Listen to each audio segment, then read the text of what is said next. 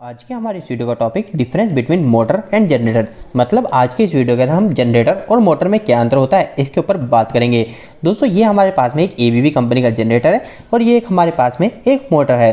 अब दोस्तों यह जो हमारी मोटर और साथ में यह जो हमारा जनरेटर है, इन दोनों के बीच में कई सारी समानताएं होती है। इस कारण से इन दोनों के बीच में जो अंतर होता है उस अंतर को बता पाना काफी ज्यादा मुश्किल होता है। इसके अलावा दोस्तों मोटर और जनरेटर से जुड़े कई सवाल आपसे इंटरव्यू के अंदर भी पूछे जाते हैं, तो आपको इस वीडियो के माध्यम से कई सारी जानकारी मिल जाएगी और साथ साथ इन दोनों में मुख्य अंतर क्या होता है वो भी आप समझ जाएंगे। तो वीडियो को स्टार्ट कर लेते हैं।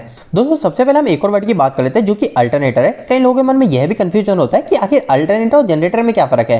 तो दोस्तों मैं आपको सिंपल सी भाषा में बता दूं, अल्टरनेटर और जनरेटर लगभग केस में एक समान ही है। जो हमारा अल्टरनेटर होता है, इस अल्टरनेटर को आप जनरेटर भी बोल सकते हैं, पर हमारे जो सभी जनरेटर है उन सभी जनरेटर को हम अल्टरनेटर नहीं बोल सकते। आखिर क्या अंतर है, इसके पीछे का क्या रीजन है? तो हमारा जो अल्टरनेटर होता है वो अल्टरनेटर सिर्फ हमारे जो आउटपुट में हमें जो सप्लाई देता है, जो इलेक्ट्रिसिटी देता है, वो हमें एसी सप्लाई अल्टरनेटिंग करंट निकाल के देता है, इसलिए इसका नाम होता है हमारा अल्टरनेटर। पर हमारा जो जनरेटर होता है, इस जनरेटर के केस में जरूरी नहीं कि हमको एसी सप्लाई ही आउटपुट में मिले, हमको डीसी सप्लाई डीसी जनरेटर से भी मिल सकती है। मतलब आप आसान शब्दों में यह समझ जाइए कि अल्टरनेटर हमको एसी सप्लाई निकाल के देता है, जबकि जनरेटर जो होता है, जनरेटर भी हमको इलेक्ट्रिकल सप्लाई ही आउटपुट में देता है।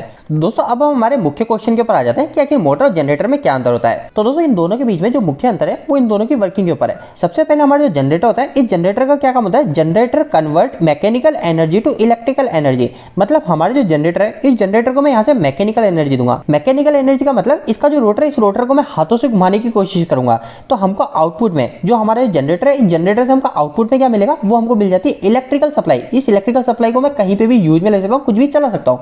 पर अगर मैं मोटर की बात करूं तो मोटर की जो वर्किंग होती है, motor converts electrical energy to mechanical energy. मतलब मोटर के केस में हम सभी जानते हैं, मोटर को हम इनपुट में इलेक्ट्रिकल सप्लाई देते हैं। जो हमको जनरेटर से आउटपुट में सप्लाई मिली वो तो हम मोटर के इनपुट में देते हैं, पर आउटपुट में हम क्या ले लेते हैं? मोटर से हम कहीं पे भी मैकेनिकल एनर्जी, मतलब हमारी मोटर से हम कुछ भी काम करवा सकते हैं। तो यही इन दोनों के बीच में सबसे पहला और मुख्य अंतर है। अब दोस्तों इसके बाद में आपसे इलेक्ट्रिकल इंटरव्यू के अंदर सेकंड क्वेश्चन इन दोनों के प्रिंसिपल के ऊपर पूछा जा सकता है कि आखिर जनरेटर किस प्रिंसिपल पे काम करता है और मोटर किस प्रिंसिपल पे काम करती है। तो दोस्तों मैं आपको सिंपल सी बात बता दूं, हमारे जितने भी मोटर है, जितने भी हमारे जनरेटर है, ये सभी हमारे सिर्फ एक ही प्रिंसिपल पे काम करते हैं, वो है हमारा इलेक्ट्रोमैग्नेटिक इंडक्शन। तो कभी भी आपसे कोई भी पूछे कि आखिर ये मोटर किस प्रिंसिपल पे काम करे, तो आप बोल सकते हैं इलेक्ट्रोमैग्नेटिक इंडक्शन। कोई आपसे जनरेटर के बारे में पूछे तो आप बोल सकते हैं इलेक्ट्रोमैग्नेटिक इंडक्शन।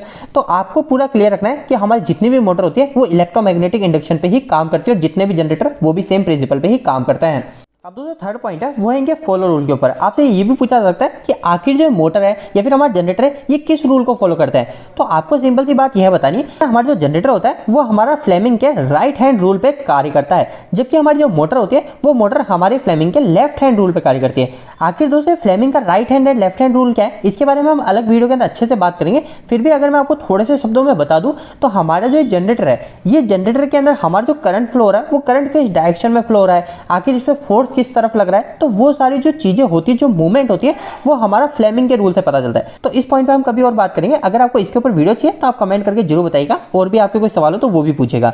अब दोस्तों आखिरी हमारा नेक्स्ट 4 पॉइंट है वो है एप्लीकेशन, कि आखिर जनरेटर और मोटर का उपयोग कहां किया जाता है। तो यह तो काफी सिंपल सा है, हम सभी को पता है जनरेटर का इस्तेमाल हम कहां करते हैं? जहां पे हमको इलेक्ट्रिसिटी की जरूरत होती है, और मोटर का इस्तेमाल हम कहां करते हैं? जहां पे हमको मैकेनिकल एनर्जी की जरूरत होती है। मतलब हमको कुछ काम को कराना है तो वहां पे हम मोटर को लगा लेंगे, लेकिन हमारे पास में इलेक्ट्रिसिटी नहीं है और हमको इलेक्ट्रिसिटी मतलब बिजली चाहिए, तो हम क्या करेंगे? उस समय जनरेटर लगा लेंगे। तो इस 4 पॉइंट से आप इन दोनों के एप्लीकेशन भी समझ गए, इसका उपयोग कहां किया जाता है। आप मोटर की अगर मैं बात करूं तो हमारे हेयर ड्रायर होते हैं, हमारे ब्लोवर होते हैं, लिफ्ट होती है, क्रेन होती है, सभी के अंदर हमारी मोटर का इस्तेमाल किया जाता है। तो दोस्तों यही कुछ 4 पॉइंट कहते हैं, मैंने इन दोनों की समानता और कुछ डिफरेंस बताए जो कि काफी ज्यादा इंपॉर्टेंट है। दोस्तों आशा करता हूं आज की इस वीडियो के माध्यम से आपको कुछ बेहतर जानकारी मिली होगी। आपको ये वीडियो कैसा लगा, इस वीडियो को लाइक करके जरूर बताएं।